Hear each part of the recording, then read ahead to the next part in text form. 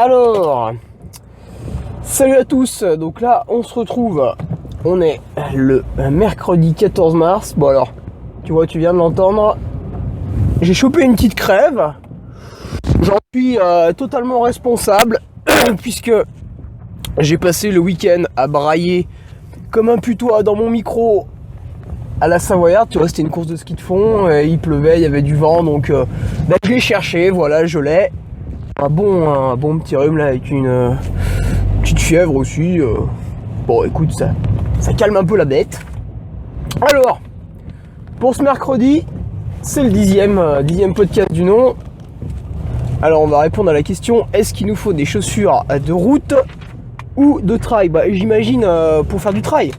La question elle a été posée par Florian Peuchot. Et mon adresse pour les prochaines questions, hugo.ferrari@laposte.net. Je vais éviter de trop gueuler parce que sinon je vais pas arriver à le finir ce podcast. Alors si t'entends un peu de bruit juste derrière, en fait c'est parce que je suis en voiture ce matin. Voilà. Et je me suis dit que j'allais lier lutter de l'agréable. Et puis voilà. Donc la vraie question pour les chaussures de route ou de trail, en fait il faut pas se dire celles-là elles sont pour la route et celles-là elles sont pour le trail.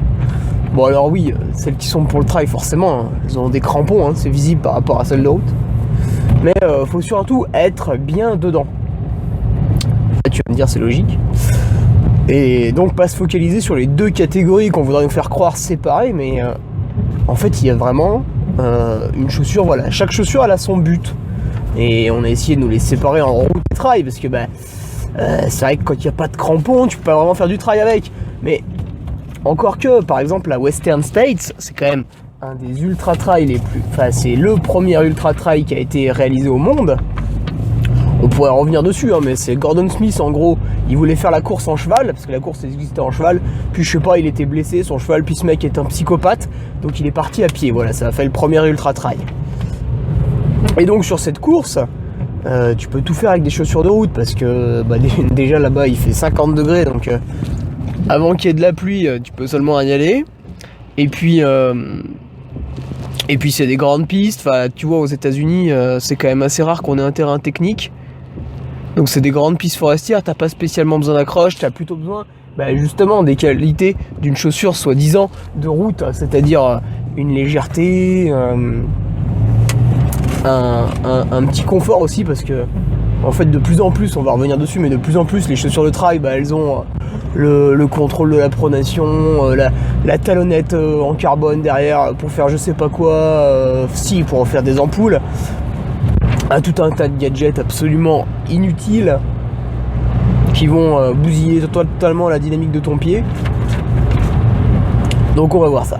Alors la chaussure de route, comme je le disais, tu vois, elle va être plus légère parce que forcément elle a pas de crampons. Tu vois, elle a une semelle simpliste.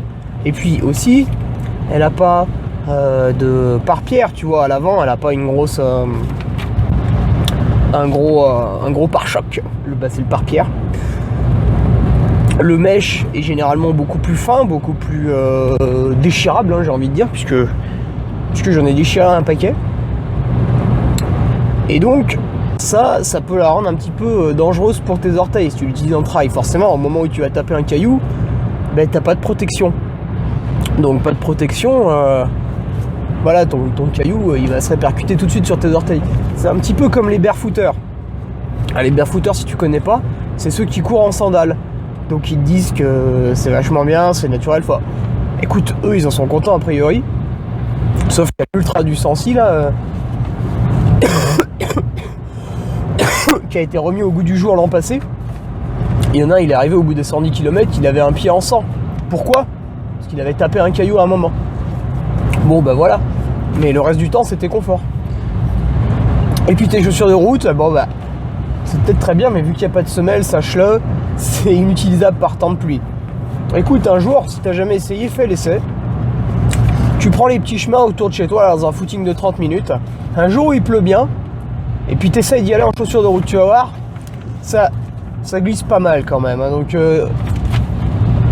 autant des fois j'aime courir dans les chemins avec des chaussures de route, autant quand il pleut c'est mort. Et puis justement, on va venir à mon exemple tout de suite maintenant. Right now. Et ah putain, le bâtard, il a pas mis son clignotant. Putain, les gens conduisent vraiment comme des bouses. 22. Voilà, Côte d'Armor, je ne l'invente pas. Allez, donc mon exemple, ouais, c'est moi à la TDS, je suis parti en Adios. Pour ceux qui connaissent pas les Adios, c'est la gamme route de chez Adidas, mais c'est pas n'importe quel. C'est pour les marathoniens, quoi. C'est vraiment la chaussure.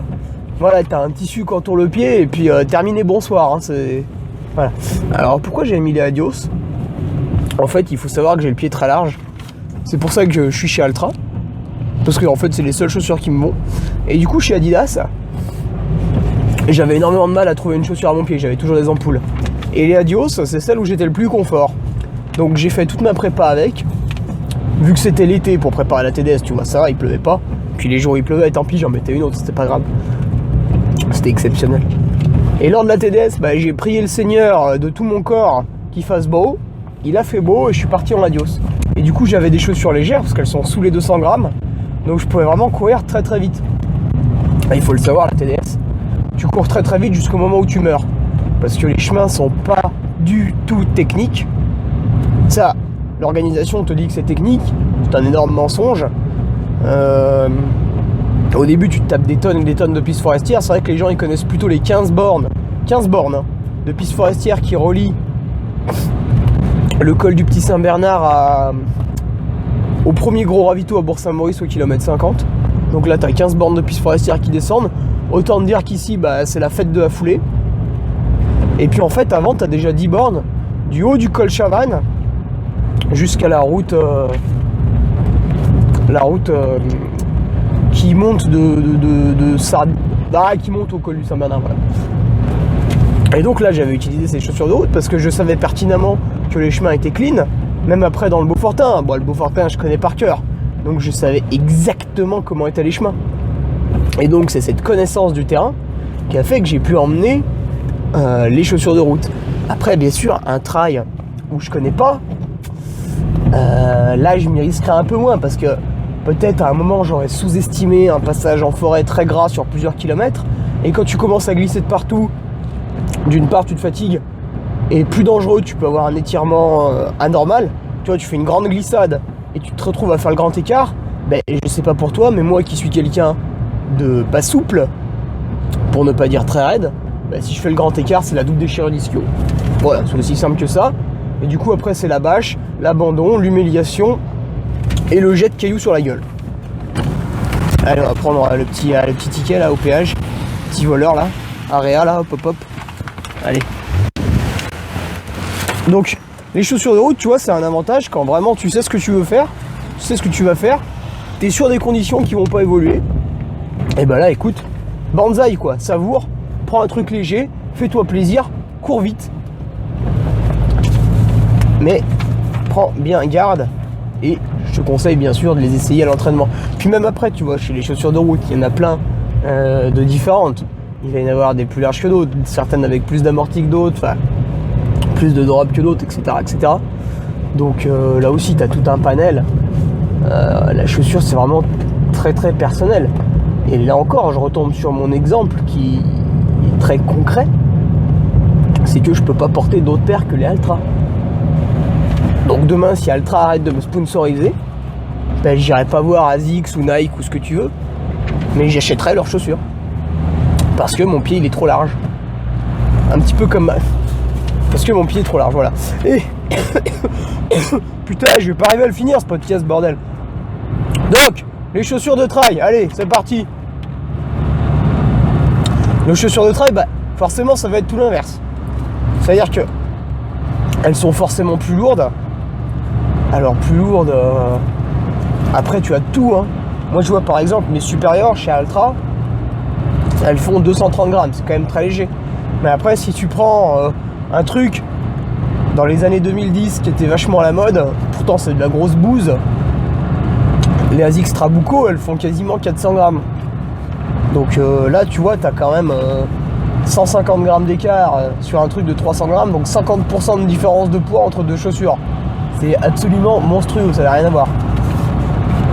Donc pareil, le poids, est forcément plus élevé qu'une chaussure de route de même gamme, mais tu peux quand même trouver des chaussures de trail assez légères, hein. De plus en plus, chez Salomon par exemple. Chez Salomon, tu as la Sense, bon alors les noms ils sont à dormir debout, je sais pas si c'est l'Ultra ou la 6 ou la 7 ou la je sais pas quoi. En tout cas celle que Kylian a au pied, bah pareil, elle fait 230-240 grammes, enfin un pouillème près quoi. Mais donc tu vois, ça c'est à voir parce que de toute manière s'il pleut, t'es obligé, il te faut du grip. Il faut que tu accroches, il faut que tu puisses, quand tu mets le pied sur un terrain glissant, il faut que ça renvoie, c'est obligatoire. Et donc, après, dans toutes ces catégories, entre lourd et léger, il va falloir aussi que tu décides du drop qu'il te faut. Alors ça, bah, c'est vrai que tout le monde se dit c'est cool, hein, on va courir en zéro drop minimaliste à poil dans la forêt. C'est une très très bonne idée hein, de se rapprocher du naturel. J'encourage à le faire. Mais c'est pas fait pour tout le monde. Si ça fait 2 ans que tu cours, je suis désolé, hein, je vais reciter les ASICS Trabuco, j'ai rien contre elles, hein, c'est juste que mes parents les ont utilisées longtemps, donc je les ai souvent vus dans le garage. Il doit même me rester une paire du Mythe qu'on pourra dépoussiérer à l'occasion. Donc si tu cours avec ces ASICS Trabuco, je sais pas, elles ont un drop de 12 il me semble, mais avant de passer à des Altra qui ont un drop de 0, il va falloir faire une transition. Sinon tu t'exposes à une très très grave tendinopathie du talon d'Achille, du tendon d'Achille, enfin de derrière le mollet là où t'as bobo tout le temps. Pourquoi?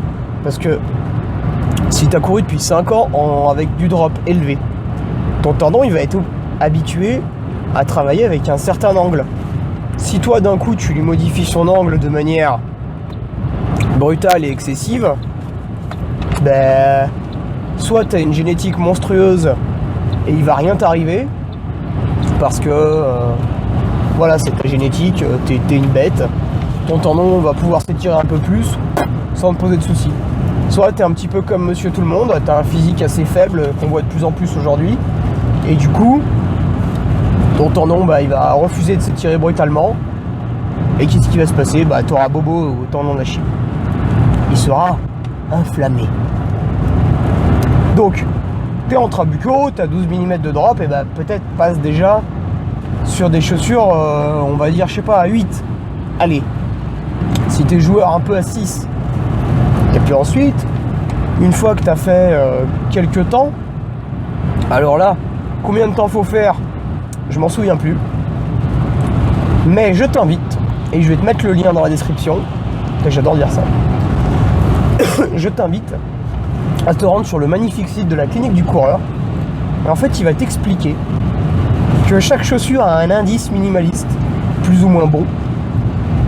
Et quand tu montes en gamme dans le minimalisme, donc par exemple, passer d'un drop de 12 à 8, mais ça peut être aussi passer d'une chaussure rigide à une chaussure souple, il y a environ 5 critères pour noter les chaussures. Pareil, c'est tout expliqué sur la clinique du coureur. Donc il va y avoir un temps d'adaptation. Par exemple, pour passer d'une chaussure 30% minimaliste à une chaussure 40% minimaliste, tu verras, ils en ont noté plein. Et ben il te faudra 1 mois de pratique. Pour passer de 30 à 50, il te faudra 2 mois de pratique. Voilà, en gros c'était ça. Mais très franchement, je t'invite à aller sur ce site. Il est absolument génial. Il explique tout. Les critères pour définir les qualités d'une chaussure ou pas. Est-ce que ça va freiner ta foulée ou pas? Et après, il a noté plein de chaussures avec leur indice minimaliste. Alors évidemment, bah, il en manque encore beaucoup parce que le travail est énorme, parce que Blaise Dubois, donc c'est celui qui tient ça, est surchargé de taf, parce qu'il donne tout un tas de conférences, parce qu'il forme des kinésithérapeutes qu'on estampille ensuite à la clinique du coureur qui vont être d'excellents praticiens pour te soigner. Et donc ça lui prend un petit peu de temps, voilà, c'est pour ça que le site est pas encore complètement fini. Et tous les conseils y sont en tout cas pour l'instant. Et donc le drop, ça avec tout le temps on se dit faut un drop minimal. C'est pas une fin en soi. Moi, c'est différent. Le jour où j'ai chaussé les Altra, je suis allé courir et c'était une révélation. D'un coup ça allait bien. D'un coup j'avais une foulée, elle était magnifique. Mais je me tripotais, j'arrêtais pas de me regarder pendant que je courais. C'était incroyable. C'était vraiment la chaussure qui collait à mon pied.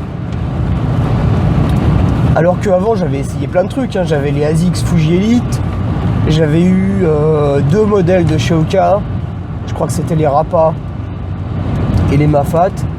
J'avais eu des Skechers aussi qui ressemblaient un peu au minimalisme. J'avais eu... Qu'est-ce que j'avais eu? J'avais eu des Kalenji aussi qui m'allaient pas du tout. J'avais eu un beau TFL. Ça pareil, hein, le TFL c'est personnel, on y reviendra dans un autre podcast. Mais tu vois, j'avais eu tout un tas de chaussures et à chaque fois je courais, mais je me sentais pas à 100%. Je sentais qu'il y avait un truc. Alors souvent j'avais un échauffement devant les pieds, hein, parce que j'avais le pied trop serré vu que j'ai les pieds carrés. Et là avec Altra, bah, je t'ai dit, hein, je les ai chaussés. C'était la révélation. Donc c'est pour ça qu'il n'y a pas des chaussures de route, il n'y a pas des chaussures de trail, il n'y a pas des chaussures de montagne ou de grand chemin. En fait, il y a plein de chaussures, elles sont toutes différentes. Et il va falloir que tu décèles les différences qu'il y a entre chaque pour ensuite en essayer le moins possible avant de tomber sur la paire qui te convient. Et quand tu as la paire qui te convient, mais franchement, te fais pas chier, hein. Ne change jamais.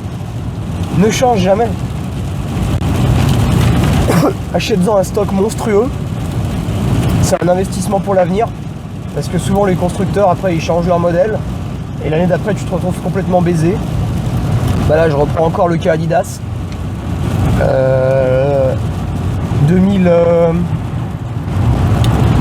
2015, les Supernova pour les trails, c'était vraiment génial.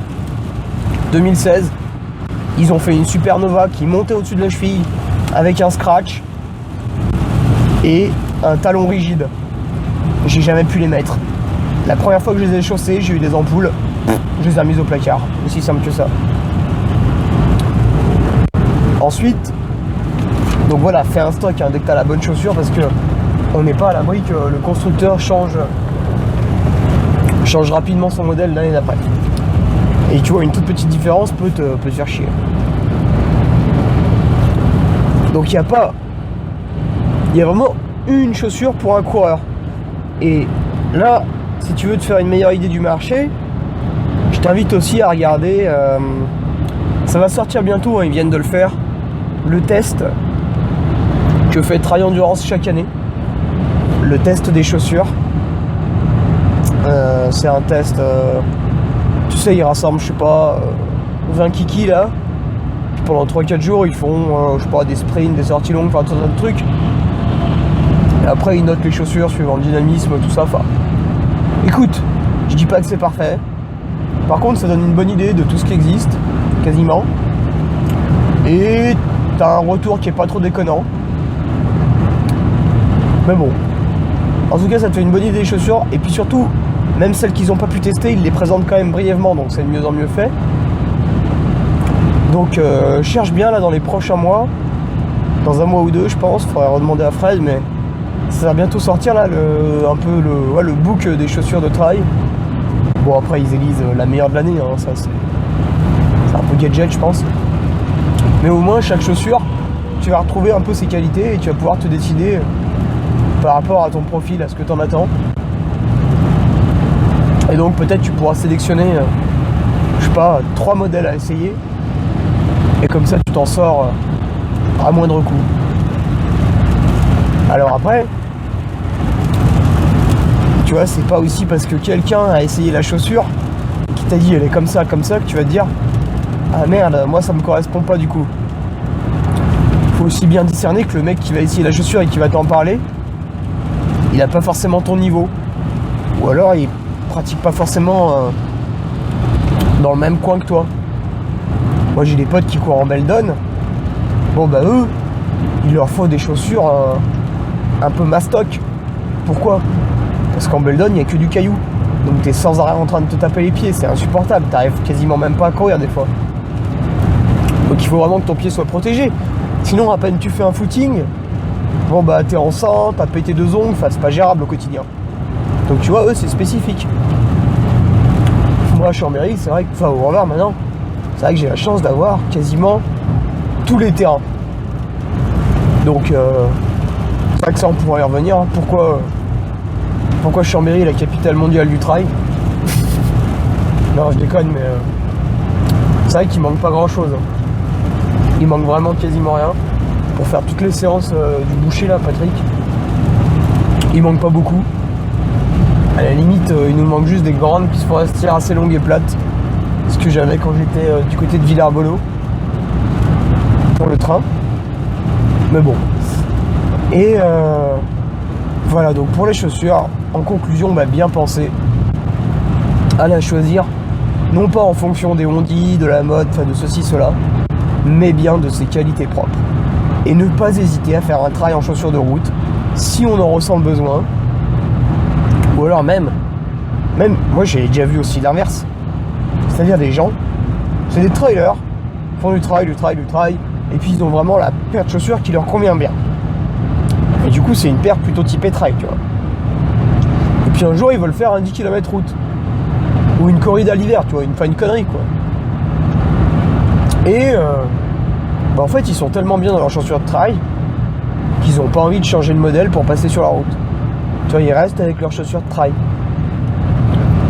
Donc voilà, en fait le principal, c'est pas d'être rangé dans une case comme la société veut le faire de plus en plus aujourd'hui, mais c'est vraiment d'avoir sa chaussure en fonction de son pied. Donc ce sera la conclusion de ce podcast sur cette belle phrase philosophique. Alors si t'as aimé ce contenu, écoute, promeut-le, tu mets un petit j'aime, tu partages. Moi ça permet d'avoir plus de visibilité et donc plus de questions.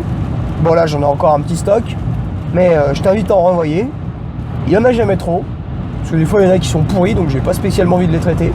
Puis des fois il y en a qui sont géniales. Donc c'est bien, on a de tout. Alors, semaine prochaine, putain, déjà j'espère que je vais retrouver ma voix, tu vois là je suis à bout.